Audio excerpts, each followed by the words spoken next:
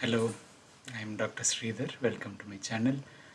In case you have already subscribed, please support the channel by sharing the videos with your colleagues. And if you have not subscribed, please do subscribe and follow the notifications as well. Practices including medications and interventions that we need to consider. Antenatal steroids, review with your obstetric team regarding the timely use of antenatal steroids. Stress on accurate identification of the labor process so you don't overuse it because repeated courses are not recommended. Delayed cord clamping is very important, and in the premature babies it's more important as well because their blood volume is already low, and if they don't get this blood volume coming from the placenta, they are likely to have hemodynamic compromise and risk of IVH. NRP guided team approach, I also mentioned the skill drills to improve this.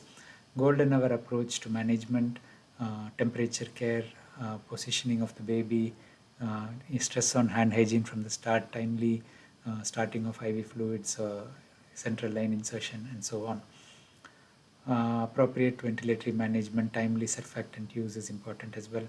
And in the babies below 28 weeks, there is more focus on IVH prevention bundles showing benefit. This includes infant positioning, not to turn to the side, or tummy time in the first few days, 3 days, neck position in the midline, not to turn the neck to the side, taking adequate care if you are intubating, not to overextend the neck or overflex, delayed cord clamping, and a careful approach to ventilation, avoiding excessive hypercapnia in this age group. Timely surfactant therapy may reduce the risk of PAE or air leaks, and this makes the outcome and reduced BPD rate as well. Caffeine therapy in a timely fashion. I have discussed caffeine in more detail in other videos, including the recent one on extubation. Use of postnatal steroids in an evidence-based way is important. Avoid diuretics because they have multi-pronged effects which we cannot predict, including growth issues, electrolyte disturbances as well. Prompt identification and treatment of infections is important because if you treat early, the complications